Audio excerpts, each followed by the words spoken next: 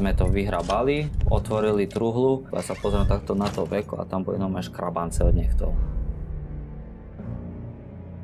Nemôže sa stať, že niekoho pochováte zaživa? My sme vlastne privolaní ku tomu zosnulému, až keď od neho odíde RZPčka aj obhľadajúci lekár.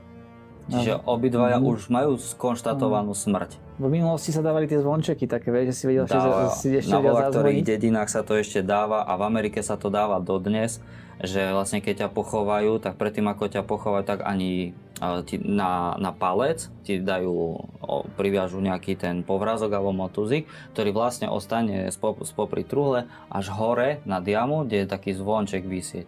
A keby sa náhodou zobudil, tak začne takto a začne ten zvonček zvoniť.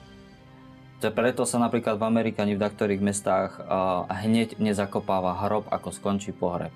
Presne kvôli tomu. Najhoršia smrť sa zobudiť v zakopávanom hrobe.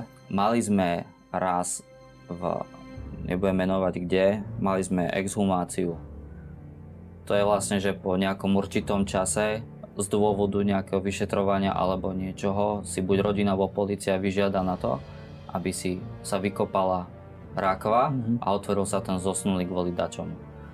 A raz sa stalo, že sme to vyhrabali, otvorili truhlu a takto som držal to veko, oni to vyšetrovali, všetko OK, v poriadku, ja sa pozriem takto na to veko a tam boli normálne škrabance od nechtov znútra.